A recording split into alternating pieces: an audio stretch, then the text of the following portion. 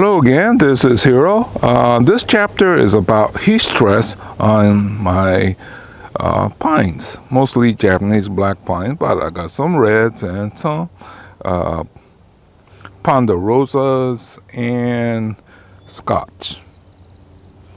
Well, this one here, nice healthy tree, just the tip, so that's not a big deal. This one here is otherwise healthy, but we got a couple branches that turn brown. I think no problem, we just cut them off and it should take care of the problem. This one might not be heat stress. Sometimes, the deer, the buck come and rub their antlers on it and does damage. Or it could have been physical. I could have bumped it, something like that, but it's not a major problem either. This is more of a sacrifice branch in terms of location anyway. This one here is nice and healthy, and then you get around this backside and you got one little branch. No big deal. Other than that, everything should be okay. Got a lot of pruning to do. I'm waiting for probably October around here, October, November, when it cools down, if it ever cools down. So anyway, I thought I'd show you some of the damages, and then we'll get to the one that really bad. Well, as I was saying that this summer was bad, but this one here I think is the worst. When I came back from the Alaskan cruise, this was fine. Everything was nice and lush. And then what was happening was this part here started to change color. And then in about 2 weeks, it got like this. And then I thought, okay, if this is dead, I know how to rework this, right? So in my mind, now visualize all this still alive. This is dead. So what I was gonna do was gonna restyle.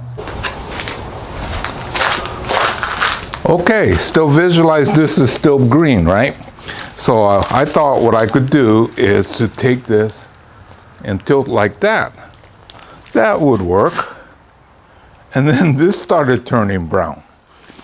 So, oh, rats. So now this is gone. Okay, well, maybe I could still go like that.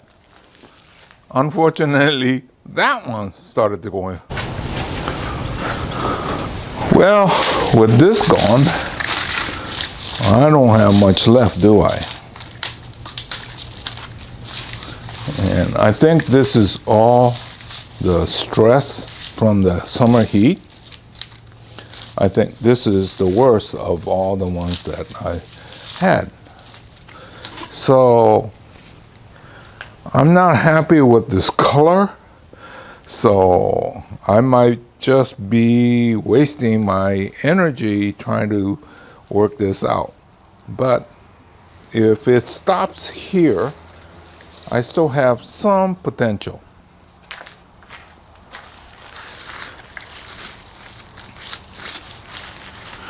And when it started doing that, I knew that there was not much I could do. Just sit back and see how much of it actually dies, right? So I'm going to cut this off.